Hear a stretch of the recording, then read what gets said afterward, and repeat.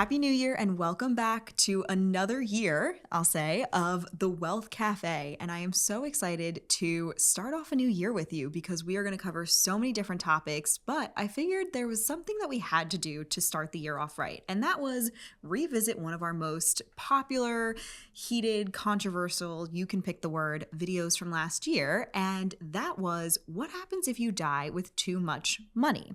Now, a lot of the feedback I got from people was, is that really possible? Is this something that happens? And so let's start out by recapping that video. Now, in that episode, I talked all about this concept of simply dying with too much money. And I have seen this actually happen with clients where it starts in retirement. They realize when they get to retirement, we will sit down and we will do a financial plan, and I will actually pull everything up with them, fill out the data, and we will run and say, here's how much you can be spending each year. We look at their goals and they see, oh my goodness, I'm going to have how much left over at the end of my life. And in one client in particular, that comes to mind, she sat back and realized I could have retired so many years earlier. Now, she and I had just started working together at this point, which is why she didn't really get a grasp for how much money she truly had and also how much money she was going to be living off of every year in retirement.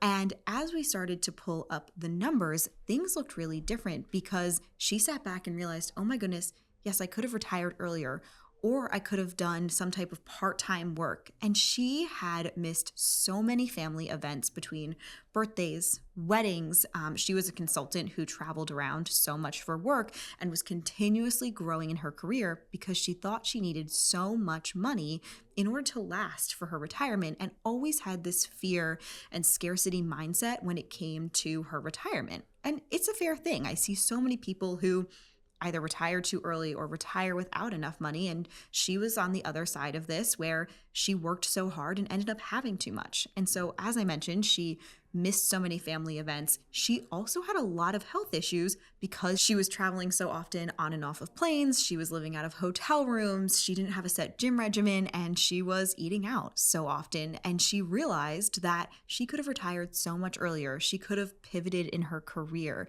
worked part-time, and been able to attend so many family events and also lived a much healthier lifestyle if she had been aware of the numbers and what she had really built in incredible wealth. Now, this is what we're talking about when we are talking about having too much money and dying with too much money. And I can still remember her reaction when we sat down and we went through her entire financial plan, and we went through how much she could spend each year, her goals, and what it really meant to live her life to the fullest for where she was at. And keep in mind, she now had a lot of health issues. And so living her life to the fullest looked very different. And we also had to factor in a lot of medical expenses, things like chiropractic treatments, acupuncture, things that would help her live in the most comfortable way and for the longest amount of time so she could fully enjoy her retirement. And her face dropped when she realized how much sooner she could have retired because she was going to have so much money that she didn't really need or have a want and desire for. Now, some of the comments I got when I posted this video and shared some of these stories was, well, one big event could wipe all of this out for you. Something catastrophic could happen. You're so right. Something could happen. There's always those what ifs. There's always those little moments and those question marks that we have, but we have to prepare and plan to the best of our knowledge. And part of when we're building a financial plan is making sure we do have buffer. We're planning for things like a health emergency. What if you have to support a loved one? What if you have something like a downturn in the markets? These are all big events that we plan for and buffer in for in a financial plan.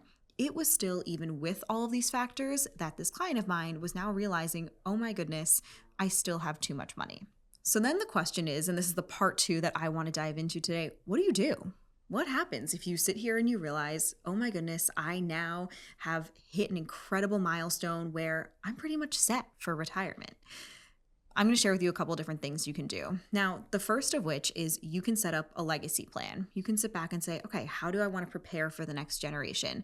Even if you don't have kids or grandkids that you want to prepare for, maybe you're doing charitable contributions during your life because it's going to impact the amount of money you are giving to Uncle Sam and you want to reduce your tax bill. Maybe you're giving to an organization that means a lot to you, or you're helping out loved ones in your community. I've seen it happen a couple different times where somebody has a neighbor that's really meant a lot to them and they said, you know what? This person means a lot to me. They've helped me. They've been there, especially when I haven't had family or had people close to me. And they decide to say, you know what? I want to either gift them something during my lifetime or I want to support them. Or people have charities and organizations that mean a lot to them. And they decide rather than waiting until I'm gone, I want to start gifting during my lifetime to see the impact it's going to have while you are still around.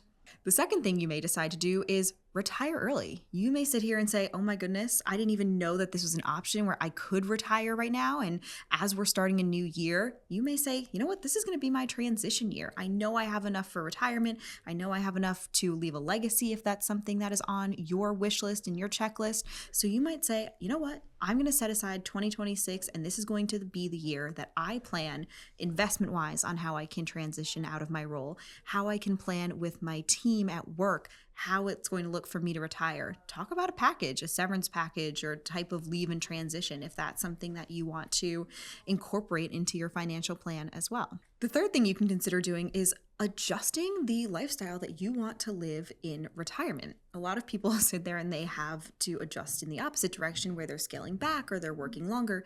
You may be in this unique position where you get to live your life to the fullest during this time period. And now I want you to aim big and make sure you are communicating with your financial team what some of these big goals are. For example, I had one client who he was in his early 90s and he decided that he wanted to take a trip with his extended family. I see a lot of people who then use this money when they know they have a good chunk of change left over and they decide, you know what, we're going to spend it on experiences and to create these memories as a family. A lot of people, their first default when I say adjust the lifestyle you want to live in retirement, their first thought is, you know what, I'm going to go hit the mall and I'm going to buy designer handbags, designer watches, whatever it might be, or a luxury vehicle. You may then say, you know what, how can I also do this in a meaningful way? I want to take my friends, take my family, go on that trip of a lifetime, create these memories that we will have into the future and even when many of us are gone. There's a lot of ways that you may sit back and say, you know what, I'm gonna really extend my bucket list. I never thought I could go to Bali or go to Antarctica. This might be your moment to do so. And so I encourage you to then sit back and really create that extended dream list, that extended bucket list of what does the future look like if you realize you have extra funds that you can spend each year.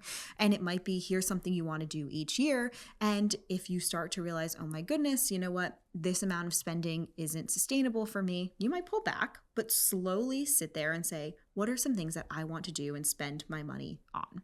Now, the last thing I want you to consider is having more money than you know what to do with. It's a great thing to have, right? It is something that so many of us aspire to. I won't say all of us, but it's an issue that so many people aspire to have and want this moment to get to retirement and be like, great, we're set, we are good.